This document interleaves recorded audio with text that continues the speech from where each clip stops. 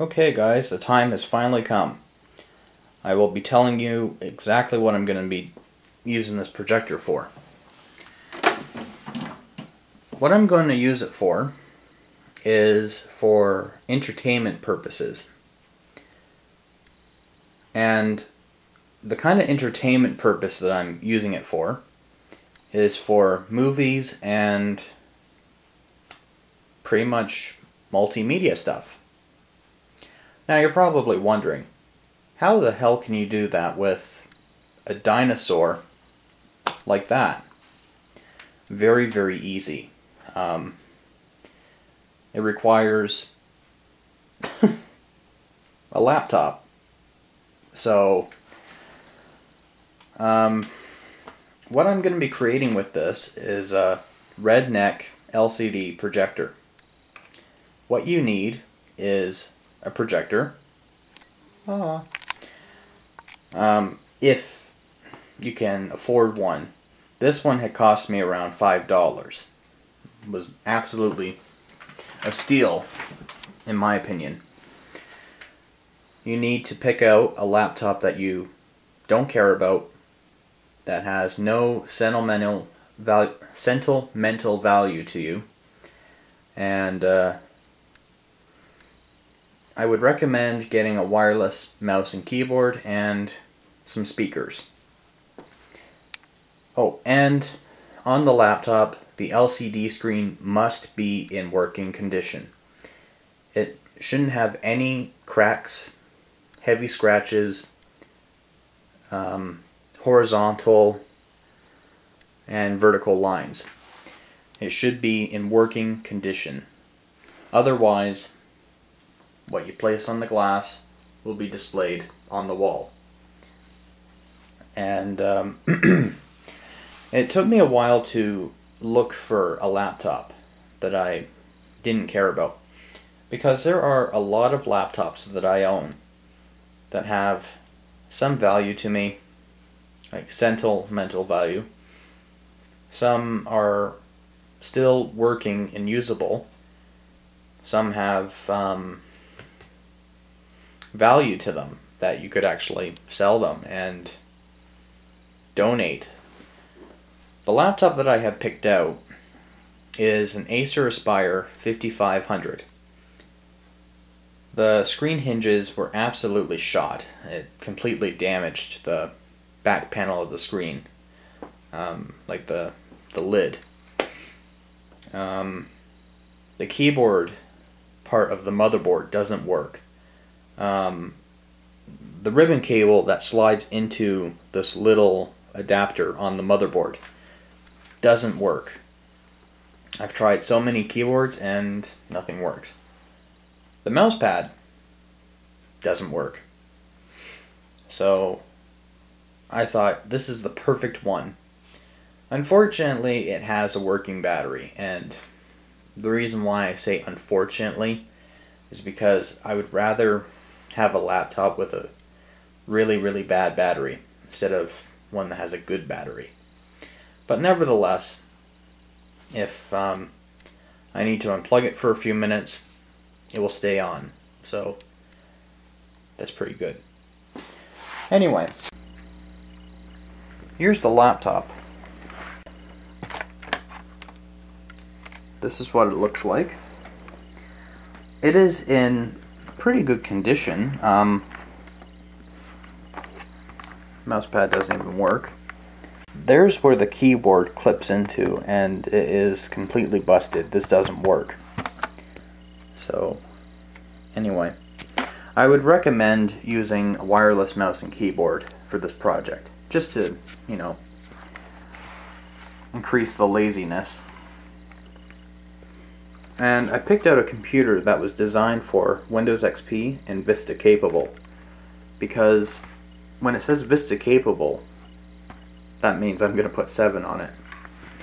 It has a 250 gigabyte hard drive with 2 gigabytes of RAM, so that should be enough for this project.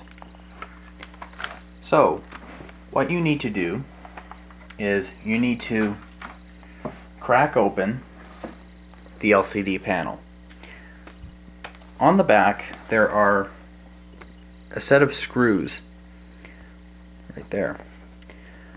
Well, the screws are removed, so I can't really show you, but these screws are very, very tiny. Like, they're about the size, about that big. And you need a very small screwdriver, like probably, I would say, about the size of those screws right there. And I just noticed that my glasses are broken. Shit. So, yeah, that's the kind of screw size that is used in these panels. So, can't believe I just noticed that my brand new pair of glasses are broken. That sucks. Anyway.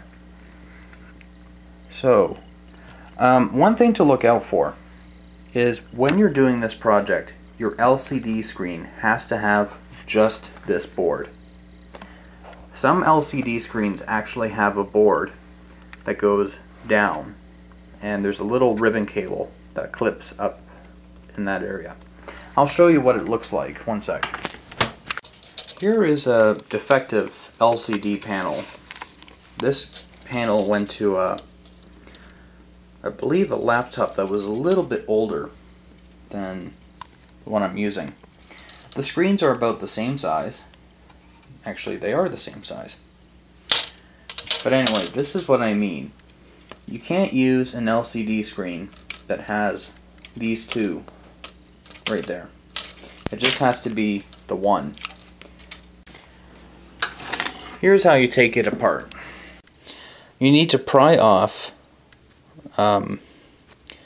these, well, actually, you just have to put a flat screwdriver underneath there and pry upwards, and then it will release like that.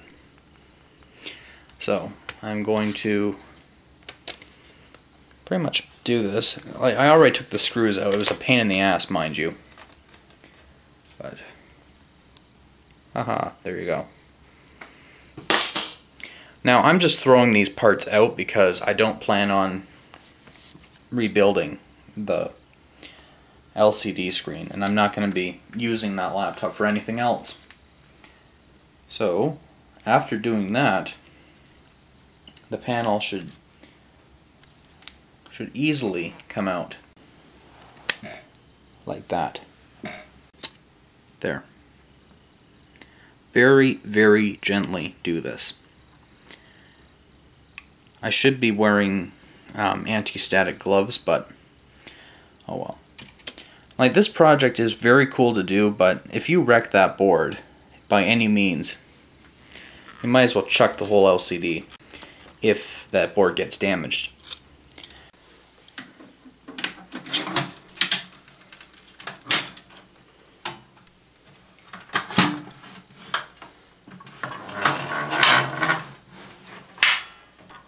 I don't like that sound. It just doesn't sound too healthy.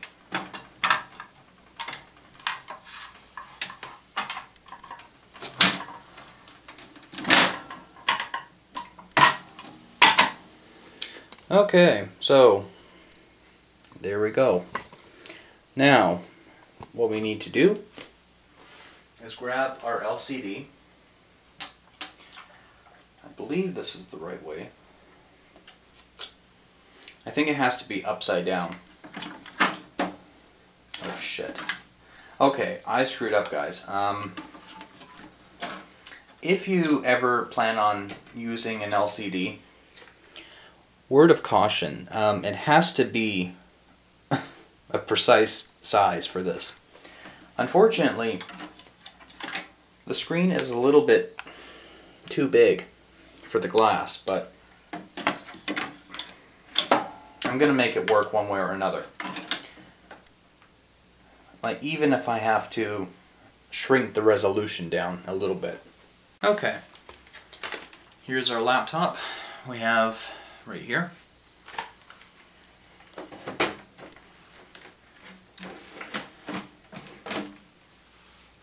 Okay, so the cord also has to be long enough for this to work.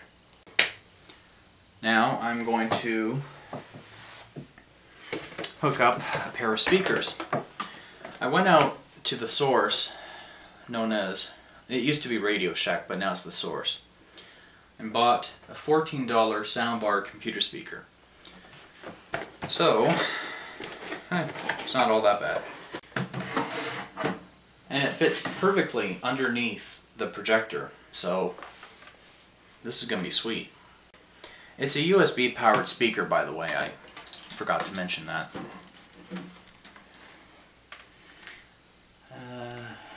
Headphone. I'm going to plug in our projector, wherever the cord is. Now, I think this computer came with Windows 8 pre-installed. Well, not pre-installed, but it was reloaded with 8. We're not going to be using that, because 8 sucks. I don't like Windows 8. I think it's the worst operating system I've seen this year. Okay. There we go. So we have our laptop rigged up, and it's kind of bouncing like a teeter-totter right now. Okay, anyway. Alright, so let's turn on the LCD projector. Overhead projector. Jesus, what is with me? I'm calling it an LCD. Well, technically it is now an LCD projector.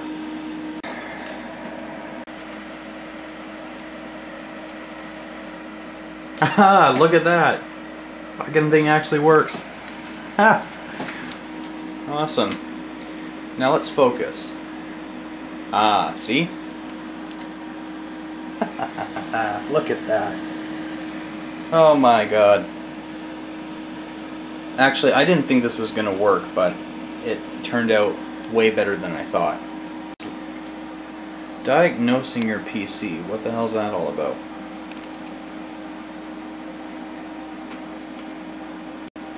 I kinda like the dots up there. Kinda adds a nice border to it. Automatic repair. Shit. I can't do anything with the mouse. Okay. Alright.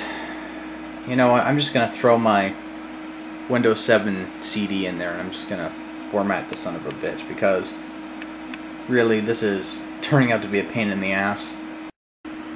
Okay guys, unfortunately I couldn't use the Acer Aspire 5500. I had to really think on this one. The reason why I couldn't use the 5500 is because the USB support is disabled. And yes, there is such thing as a USB support disable and enable, which allows you to shut the USB ports off until it boots into Windows. So this means I cannot use the keyboard and mouse until Windows has loaded, and that really sucks. Which means I can't switch the drive options. I can't switch it to boot to DVD so I can load Windows 7, which really sucks. Obviously they put Windows 8 on this machine before the keyboard stopped working, and then the mousepad eventually stopped. So yeah, I thought this was a good laptop, but it's not. Unfortunately, out of all the laptops I own, this one had to be the choice. This is my mother's old laptop. I gave her my not HP, it's a Gateway NV52, which has an i3 processor in it, and it has, I believe, 4 gigs of RAM. Now, I went out and bought myself a $50 laptop, and it is a Dell Latitude E50-420. I don't have it here with me right now, but I will make a video about it. But look all around here. Look at all that. These are all the different laptops that I have tried to work with that LCD screen. I don't want to take any more of my screens apart because I do need them to sell or to reuse.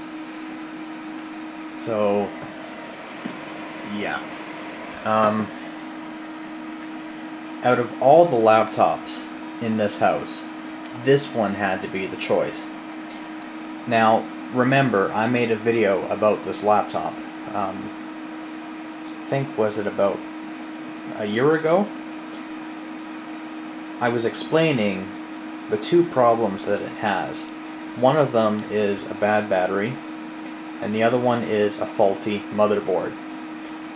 Now, it may not look like it's faulty. It actually looks like it works. Looks like there's not a damn thing wrong with it. But if I were to turn this machine off and try to start it up, it's a 50-50 chance it will actually start up on the first try. It took me 6 bloody tries to get that thing started into the BIOS, so I can switch it to the DVD option.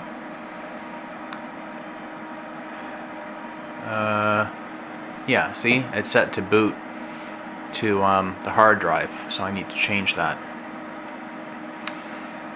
So now if I save the changes, it will restart and load. That's not a problem. The problem is if I turn it off, probably won't even boot. And I'm gonna have to turn it off anyway because I forgot to put the hard drive in. Shit. This is becoming a big pain in the ass right now. I was hoping this would be much easier. But let's shut it off anyway for shits and giggles. Okay, we're gonna turn it back on and see if it does anything. Oh wow, that's a first. Things never started up on the second try. How about we do it for thirds?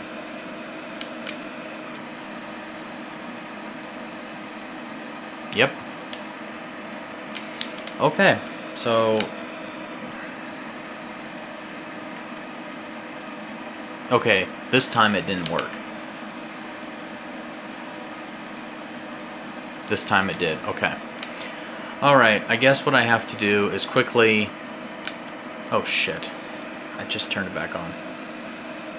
At least I know it's turning on, that's a good thing. Okay, so what I need to do is I need to quickly throw a hard drive in there and then immediately put it all back together, and then that's it.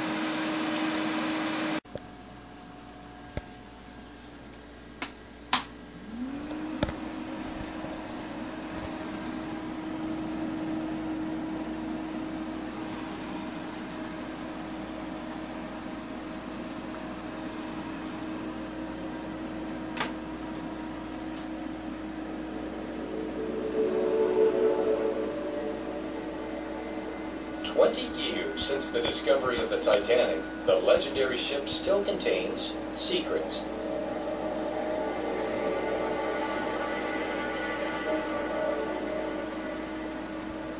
Get ready for a real-time trip to Titanic, seeing the ship in a way it has never been experienced before.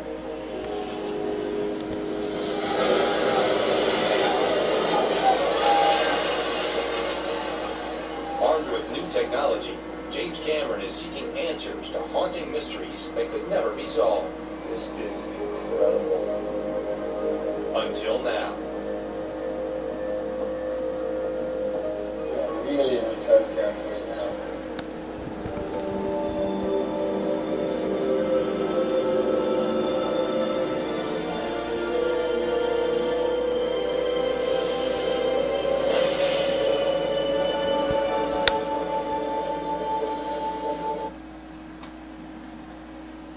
Cool. Now I have my own Redneck projector system. Nice.